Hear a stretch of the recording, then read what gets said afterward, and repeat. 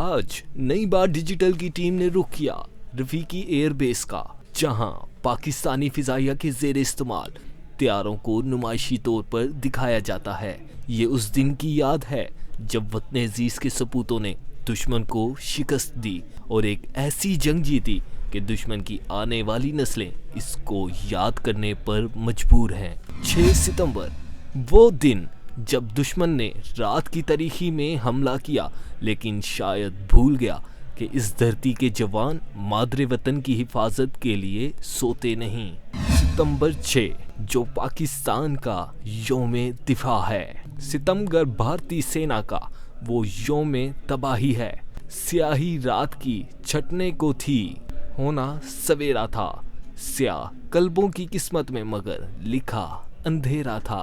अचानक छुपके पाक का नापाक हमसाया इरादा बांध कर लाहौर की तस्खीर को आया। 6 सितंबर की रात जब दुश्मन अपनी गंदी निगाहें लिए इस मुल्क की तरफ बढ़ा, तो पाक फिजाइया के जवानों ने दुश्मन के वार का वो जवाब दिया कि आज भी दुश्मन की सफ़ों में इस खौफ की चीखें सुनाई देती हैं। अपनी इसी रिवायत को बरकरार रखे हुए आज भी मुख्तलिफ एयरबेसिस पर पाकिस्तानी फिजाइया के जवान मामूल की ट्रेनिंग करते हुए नजर आते हैं।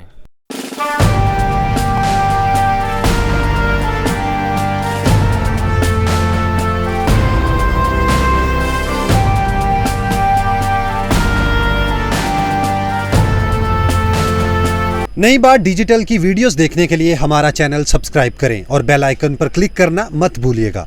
अस्सलाम वालेकुम नाज़रीन, आपका होस्ट अहमद कुरैशी आपकी खिदमत में हाजिर है। आज का ये प्रोग्राम यौम दिफा की मुनासिबत से हम रफ़ीकी एयरबेस शोरकोट से जो है आपके लिए खुसूसी तौर पे कर रहे हैं, और इसमें एक जो फ़ख्र पाकिस्तान का लक़ब जिसको मिला वो तैयारा JF-17 थंडर, जिसकी गरज से दुश्मन पर धाक बैठ जाती है और उसकी आवाज़ सुनकर दुश्मन जो है वो जुर्रत नहीं कर पाता। नाज़रीन, ये वही तैयारा है जिसने भारतीय विंग कमांडर को जो है उसका तैयारा मार गिराया और उसको अपने बाकी जो उसके साथी थे उनको इस फ़ज़ाई हदूद से भागने पर मजबूर किया। आज के इस प्रोग्राम में हम बात करेंगे उस तैयारे के हवाले से, और इसके अलावा जो पायलट्स हैं, जो फाइटर्स हैं, इन जहाज़ों को चलाने वाले जो हैं, मुहाफ़िज़ जो हैं, उनके जो लिविंग स्टाइल है यहाँ पर, उसके हवाले से भी बात करेंगे कि रोज़मर्रा का उनका क्या मामूल है। आइए नाज़रीन, प्रोग्राम का आगाज़ करते हैं और मिलते हैं उनसे, जानने की कोशिश करते हैं कि किस तरह से जो है तमाम दिन किसी एक पायलट का जो है किस तरह सारा दिन गुजरता है। फ़र्स्ट हाफ में क्या होता है, दोपहर में क्या है, उसके बाद शाम तक जो है क्या उनकी एक्टिविटी रहती है। आइए नाज़रीन, चलते हैं।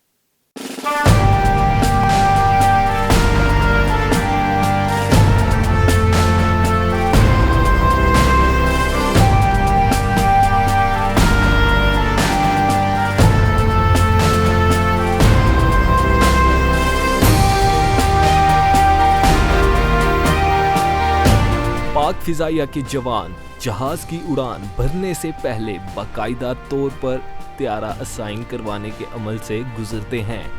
ये जो आप डिफरेंट फाइल्स देख रहे हैं, ये हर एक एयरक्राफ्ट के डॉक्यूमेंट्स, जो पायलट जो है जिस भी जहाज के ऊपर जा रहा होता है उनको जो है उसकी हेल्थ स्टेट जो है वो बताई जाती है, सर्विसिबिलिटी स्टेट, और बाकी उसका जो है स्टेटस को चेक करते हैं। प्लस जो है वो इसके अंदर उनको ये पता लगता है कि उनके पास एयर के अंदर अवेलेबल फ्यूल कितना होगा। सेकेंडली जो है उसकी एयरक्राफ्ट की कन्फिग्रेशन, कि उसमें अगर कोई वेपन वगैरह लगा हुआ है उनके मिशन के हिसाब से, तो वो किस कन्फिग्रेशन में वेपन्स उनके पास अवेलेबल होगा। ये सारी इन्फॉर्मेशन जो है वो पायलट को यहाँ पे डॉक्यूमेंट्स में मिल जाती है।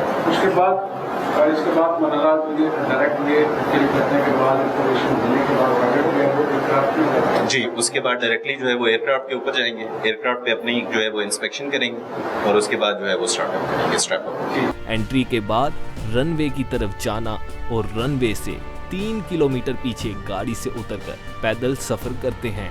इसके बाद जहाज की तकनीकी चीजों की छानबीन के बाद जहाज में सवार होते और पाक फिजाइया के निशान में लिपटे जहाज को हवाओं में उड़ाते और अपने जोहर का मुजाहिरा करते हैं।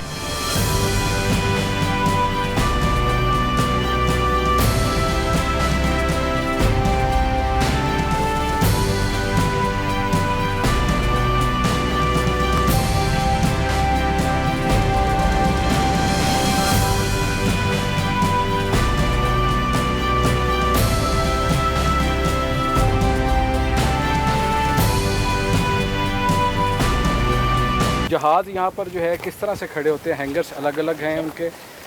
जो भी पायलट अपना जहाज़ बुकआउट करता है वहाँ से उसका टेल नंबर और उसका पेन वो मखसूस है। ये डिफरेंट पेन्स आप देख रहे होंगे, यहाँ पे वो टेल नंबर्स खड़े हैं। तो अब जिस तरह मैंने अपने बुकआउट किया है अपने जहाज़ को, उसका मुझे स्पेसिफिक नंबर पता है, मैं वहीं पे जाऊँगा, वही जहाज़ मैं लेके जा सकता हूँ फ्लाइंग के लिए इस टाइम पे, जिसके ऊपर मैंने ऑथराइजेशन कर दी है। उस ऑथराइजेशन का मतलब ये है कि जितनी देर तक आप वापस नहीं आते उतनी देर तक वो जहाज़ आता है? उतनी देर तक वो मेरी रिस्पॉन्सिबिलिटी है। बिल्कुल ठीक है। बिल्कुल ऐसे ही है। तो सर ये बताइए कि अमूमन जिस तरह वेदर अभी भी एकदम क्लाउडी हो जाता है और उसमें कोई दुश्वारी का सामना करना पड़ता है फ्लाइंग में? उसके अंदर हमारी SOPs जो हैं वो बहुत डिफाइंड है, फ्लाइंग ऑर्डर्स बहुत डिफाइंड है।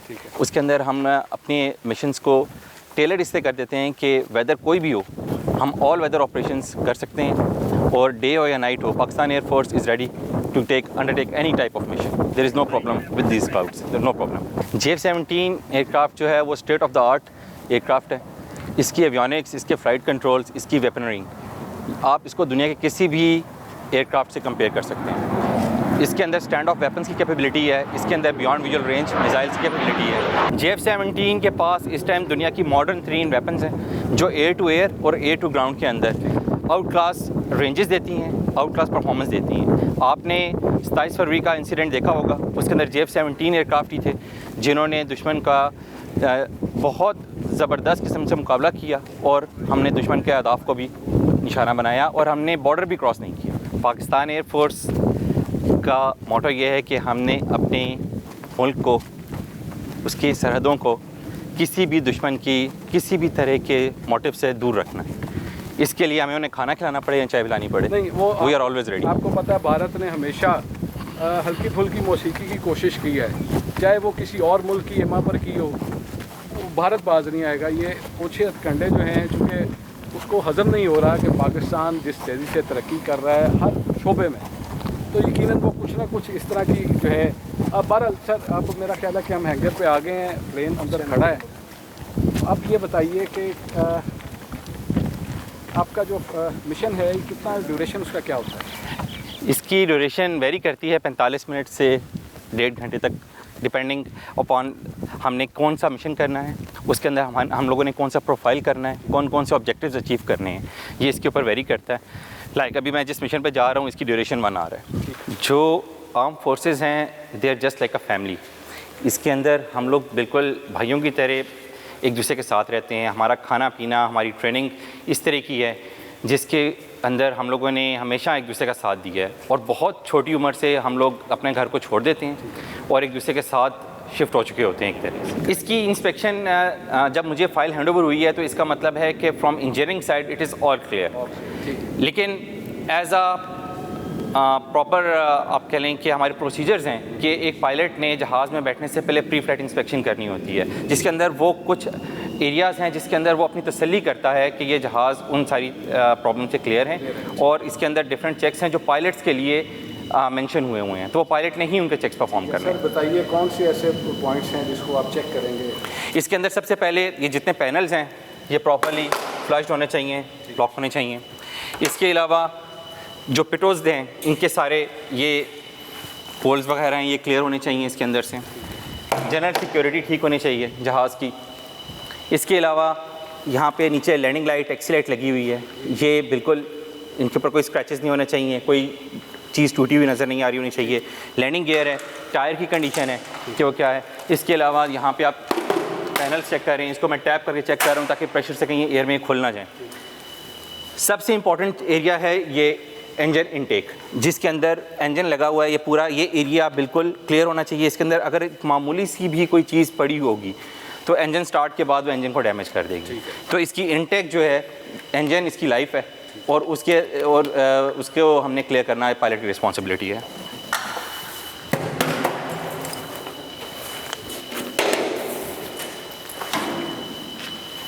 ये इसका फ्यूल टैंक है, इसके अंदर पेट्रोल डाला हुआ है।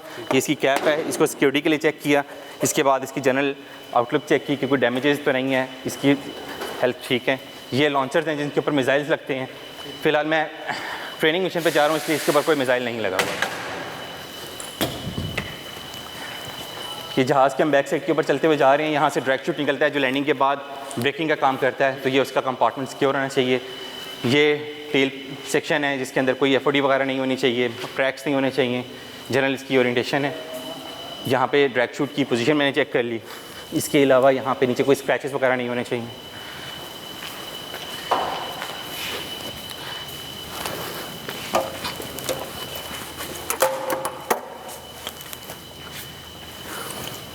डिफरेंट गेजेस लगे हुए हैं जिनके ऊपर मार्किंग है, उसकी रीडिंग हम लोग चेक करते हैं।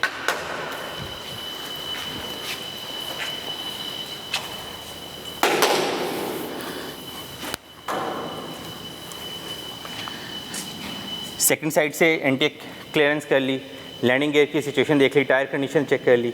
इसके अंदर कुछ गेजेस थे, उनकी रीडिंग मैंने मार्क कर ली है कि वो क्या है, और इसके बाद आई एम गुड टू गो।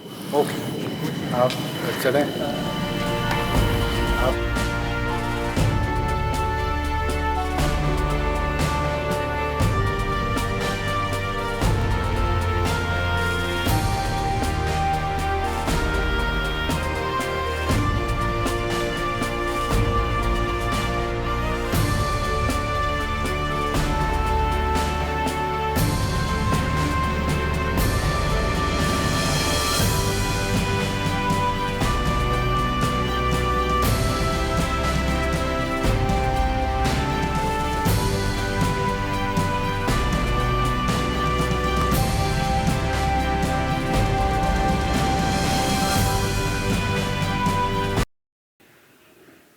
ये बताइए कि हमने देखा कि जिस तरह जहाज़ जो है पायलट बैठे, उनको टेक्निकल अप्रूवल मिली, सब सेंसर्स चेक किए गए, उसके बाद जो है उनको परमिशन दे दी गई कि वो फ्लाई कर सकते हैं।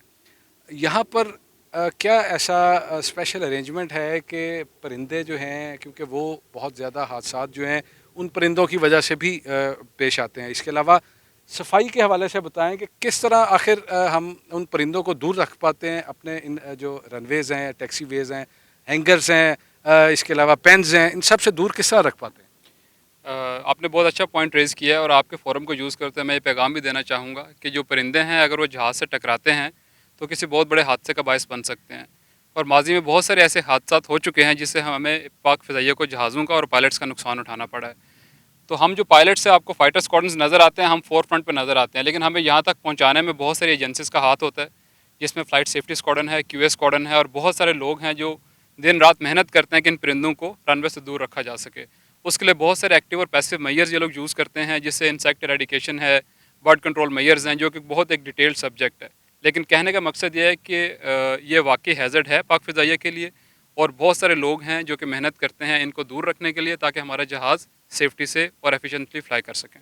सलाम हो उन माओं पर जिन्होंने अपने वतन से ऐसे जवान पैदा किए जो इस मुल्क की सालमियत और वक़ार की खातिर अपने खून के आखिरी कतरे तक मर्दानावार दुश्मन का मुकाबला करते हैं। अल्लाह ताला से दुआ है वो हमारी अफवाज को हर मैदान में कामयाब करे।